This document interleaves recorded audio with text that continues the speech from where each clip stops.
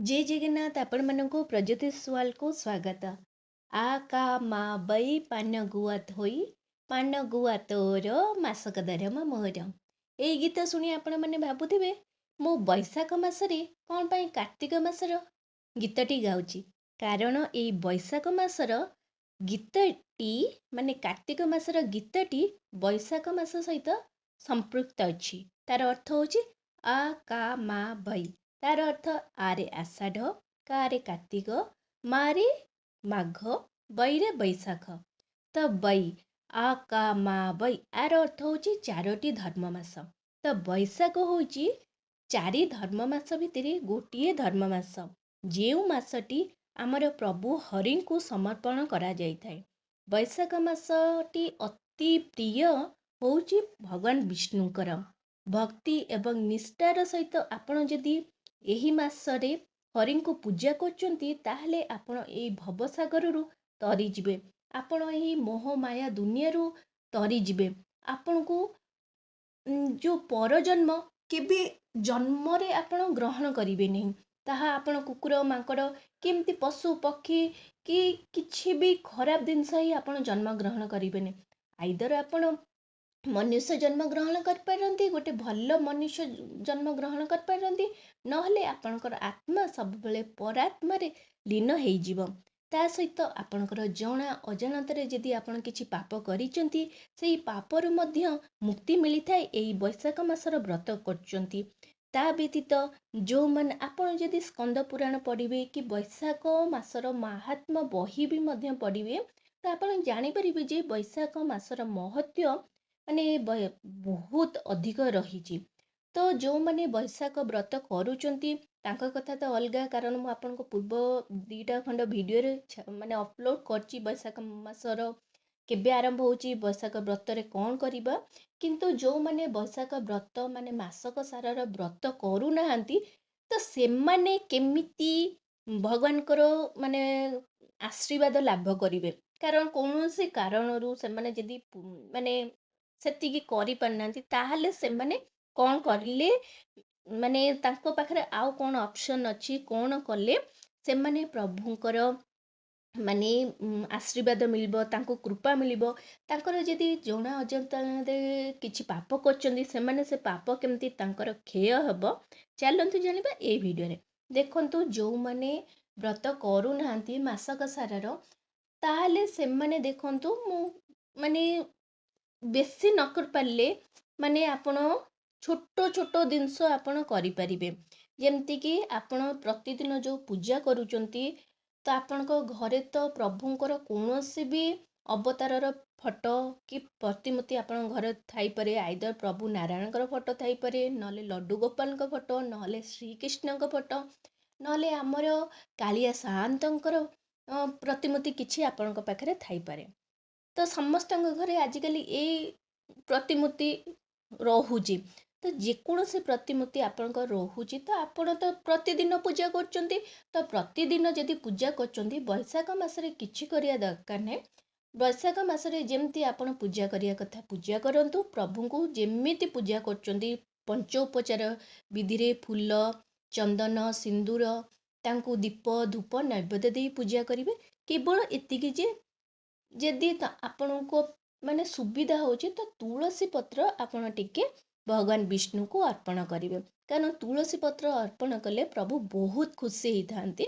आपण को जदि संभव होची तो तुलसी पत्र अर्पण करिवे। ता सहित तुलसी माँ तुलसी को प्रतिदिन पूजा करिवे। आउ आपण को जदि समय होची सकाळे समय जदि होची कि संध्याळे समय होची जेते बेले समय होची आपण पाखरे जदि विष्णु पुराण कि भागवत कि आपण पाखरे बैशाख महात्मा बही जदि किछि अछि ताहले आपण पाठ करि परिबे। जदि सेतिकी समय नाही मध्य आपण जे कोनोसी माने 24 घंटा भितरे आपण को जदि 5 मिनिट समय मिलुची ताहले आपण चाहिबे जदि ओम नमो भगवते वासुदेवाय ओम नमो भगवते वासुदेवाय ए मंत्रर जाप कर परिबे। नहले हरे कृष्ण कृष्ण कृष्ण हरे हरे हरे राम राम राम हरे हरे ए मंत्रर जाप करि परिबे। नहले आपनको जदि समय मिलुची ताहले आपनको मोबाइल मध्ये आपण कोनोसी विष्णुकर मंत्र मध्ये ଶୁଣିପାରିବେ। ତ ଏତିକି କରିପାରିବେ, ମାନେ ପ୍ରତିଦିନ ଏଇଟା ଛୋଟ ଜିନିଷଟି ଆପଣ କରିପାରିବେ। ଯଦି ଯେମିତି ଶନିବାର ରବିବାର କେତେ ଜଣଙ୍କ ଛୁଟି ରହୁଛି ଅଫିସ୍, ତ ଘରର ଯଦି କାମ ଲୋଡ୍ କମ୍ ରହୁଛି, ଆପଣ ଚାହିଁବେ ଯଦି ଓସ୍ତ ଗଛ ଯଦି ପାଖରେ ଯଦି ଆପଣଙ୍କ ପାଖରେ ଅଛି, ତ ଓସ୍ତ ଗଛ ମୂଳେ କିଛି ନ କରିପାରିଲେ ତାଙ୍କର କ'ଣ କରିବେ, ଓସ୍ତ ଗଛ ମୂଳେ ଟିକେ ଆପଣଙ୍କୁ ଗୋଟେ ଜଳ ଅର୍ପଣ କରିଦେବେ। ତାପରେ ଫୁଲ ଟିକେ, ଚନ୍ଦନ ସିନ୍ଦୁର ଦୀପ ଧୂପ ନେଇ ନୈବେଦ୍ୟ ଦେଇ ଓସ୍ତ ଗଛକୁ ପୂଜା କରିପାରିବେ। କାରଣ ଓସ୍ତ ଗଛଙ୍କର ସ୍ୱରୂପ ହଉଛନ୍ତି ଭଗବାନ ବିଷ୍ଣୁ। ତ ଓସ୍ତ ଗଛ ପୂଜା ସେଇଟା ଅପସନାଲ, ଆପଣଙ୍କୁ ଯଦି ସମୟ ହଉଛି ତାହେଲେ ସେତିକି କରିପାରିବେ। ତା ବ୍ୟତୀତ ଆପଣ ପିଆ ଚେଷ୍ଟା କରିବେ ଆମିଷ ସେଇ ମାସରେ ଖାଇବେ ନାହିଁ। ଯଦି ପିଆଜ ରସୁଣ ଖାଉଛନ୍ତି, ଯଦି ଆପଣ ନ ଖାଇ ପାରୁଛନ୍ତି ଛାଡ଼ନ୍ତୁ, କିନ୍ତୁ ଏଇ ଛୋଟିଆ ଛୋଟିଆ ଜିନିଷ ପାଳନ କରିବେ। ତା ବ୍ୟତୀତ ଗୋଟେ ମେନ୍ ଜିନିଷ, ଆପଣ ଯେ ସେଇ ସମୟରେ ଆପଣ କିଛି ଦାନ କରିବେ। କାରଣ ବୈଶାଖ ମାସରେ ପ୍ରତିଦିନ ଗାଧେଇବେ। ଆପଣ ଯେତେବେଳେ ଗାଧଉଛନ୍ତି ଗାଧାନ୍ତୁ, ସ୍ନାନ କରୁଛନ୍ତି ସ୍ନାନ କରନ୍ତୁ। ସ୍ନାନର ମହତ୍ଵ ଯେତିକି ରହିଛି, ଦାନର ମହତ୍ଵ ବହୁତ ଅଧିକା ରହିଛି। କାରଣ ବୈଶାଖ ମାସରେ ଆପଣ ଯଦି କିଛି ଦାନ କରୁଛନ୍ତି, ତାହେଲେ ଆପଣଙ୍କର ଯାହା ବି ପାପ ଥିବ ଜଣା କି ଅଜଣାତାରେ, ସେସବୁ କ୍ଷୟ ହୁଏ। ଆପଣଙ୍କୁ ହରିଙ୍କର କୃପା ମଧ୍ୟ ମିଳିଥାଏ। ତା ବ୍ୟତୀତ ଆପଣଙ୍କର ପିତୃପୁରୁଷ ମଧ୍ୟ ଶାନ୍ତି ଲାଭ କରିଥାନ୍ତି। ଆପଣଙ୍କର ପିତୃପୁରୁଷ ଉଦ୍ଧାର ପାଇଥାନ୍ତି।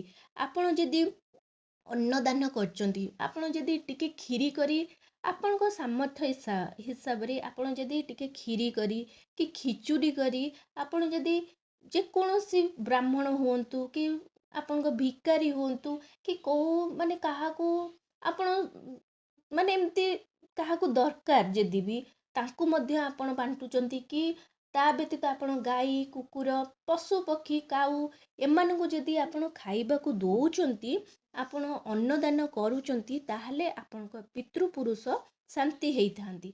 ତା ବ୍ୟତୀତ ଆପଣ ଜଳଦାନ କରିବାକୁ ଚେଷ୍ଟା କରିବେ। ଦେଖିବେ ଆପଣ ବୈଶାଖ ମାସରେ ବହୁତ ଆଡ଼େ ଜଳଛତ୍ର ଲାଗିଥାଏ। ତ ଆପଣଙ୍କ ସାମର୍ଥ୍ୟ ଅନୁସାରେ ଆପଣ ଚାହିଁବେ ଯଦି ଲେମ୍ବୁ ପଣା କରିପାରିବେ, ଆପଣ ପଣା କରିପାରିବେ, ଆପଣ ନହେଲେ ସରବତ କରିକିନା ମଧ୍ୟ ମାନେ ଦାନ କରିପାରିବେ। ଆପଣ ଯଦି ସେତିକି ମାନେ କିଛି ନ କରିପାରିବେ, ତାହେଲେ ଆପଣ ଖାଲି ପାଣି ମଧ୍ୟ ଆପଣ କ'ଣ କରିବେ, ମାନେ ଜଳଛତ୍ର ଲଗେଇ ପାଣି ମଧ୍ୟ ଦାନ କରିପାରିବେ। ପାଣି ଆପଣ କ'ଣ କରିବେ, ଯେକୌଣସି ଶୋଷିଲା ଲୋକ ଯଦି ପିଇବେ, ତ ଆପଣଙ୍କର ଯେତିକି ପୁଣ୍ୟ ହବ, ତା ସହିତ ଆପଣଙ୍କ ପିତୃପୁରୁଷ ମଧ୍ୟ ଶାନ୍ତି ପାଇବେ। ତ ପିତୃପୁରୁଷ ମଧ୍ୟ ଉଦ୍ଧାର ପାଇବେ।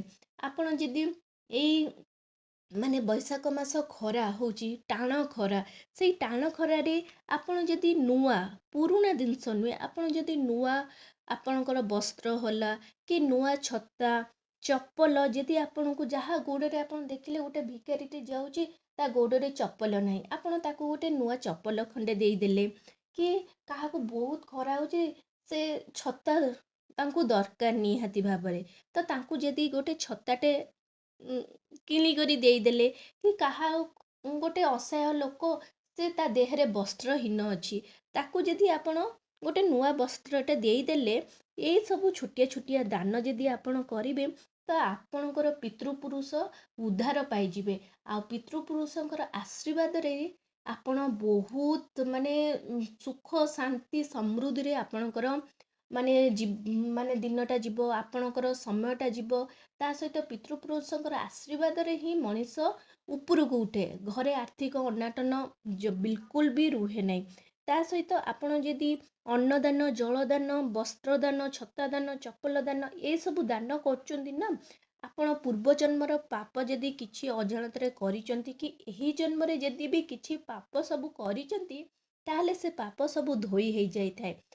ତା ବ୍ୟତୀତ ଆପଣ ପ୍ରେତ ଯୋନିରେ ମଧ୍ୟ ଆପଣ ଜନ୍ମ ନେବେ ନାହିଁ। ମାନେ ଆପଣ ଧରକ ଏଇ ଜନ୍ମରେ ମରିଗଲେ, ନେକ୍ସଟ ଜନ୍ମରେ ଆପଣ ପ୍ରେତ ଆତ୍ମା ଭୂତ ଡାହାଣୀ ପ୍ରେତ ଯୋନିରେ ଆପଣ ଜନ୍ମଗ୍ରହଣ କରିବେ ନାହିଁ। ଆପଣ ଗୋଟେ ମନୁଷ୍ୟ ଜନ୍ମରେ ଜନ୍ମଗ୍ରହଣ କରିପାରନ୍ତି, ନହେଲେ ଆପଣଙ୍କର ଆତ୍ମା ପରାତ୍ମାରେ ଲୀନ ହେଇଯାଇପାରେ। ଏଇ ସବୁ ମାନେ ମାନେ ଯେଉଁମାନେ କରିପାରୁନାହାନ୍ତି ତାଙ୍କ ପାଇଁ ବେଷ୍ଟ ହେଉଛି ସେମାନେ ପଞ୍ଚୋପଚାର ବିଧିରେ ଯେମିତି ପ୍ରଭୁଙ୍କୁ ପୂଜା କରିବା କଥା, ତ ଯେମିତି ଆପଣ ଘରେ ଡେଲି ପୂଜା କରୁଛନ୍ତି ସେମିତି ପୂଜା କରନ୍ତୁ। ଆଉ ଦେଖିକିନା ଯଦି ପାରୁଛନ୍ତି ଏକାଦଶୀ ତିଥିରେ ଟିକେ ପଞ୍ଚାମୃତ ଭୋଗ ଟିକେ କରିଦେଲେ ପ୍ରଭୁଙ୍କୁ ବହୁତ ପ୍ରସନ୍ନ ହେଇଥାନ୍ତି। ତା ବ୍ୟତୀତ ଆପଣ ବ୍ରାହ୍ମଣଙ୍କୁ ଡାକି କି ଆପଣଙ୍କୁ ଅସହାୟ ଲୋକ କି ଭିକାରୀକୁ ଅନ୍ନଦାନ, ଜଳଦାନ କି ଅଲଗା ଯାହା ବି ଦାନ ଅଛି ଆପଣଙ୍କ ସାମର୍ଥ୍ୟ ହିସାବରେ କଲେ ଆପଣଙ୍କର ସବୁ ମାସକର ଫଳ ଆପଣ ନିଜେ ମଧ୍ୟ ପ୍ରାପ୍ତ କରିପାରିବେ। ଆଶା କରୁଛି ଭିଡ଼ିଓଟି ଆପଣମାନଙ୍କୁ ବହୁତ ପସନ୍ଦ ଆସିଥିବ। ଯଦି ଆସିଛି ତାହେଲେ ଏଇ ଚ୍ୟାନେଲକୁ ଜଲ୍ଦି କରି ଲାଇକ୍, ସେୟାର, ସବସ୍କ୍ରାଇବ୍ କରିଦିଅନ୍ତୁ। ନମସ୍କାର।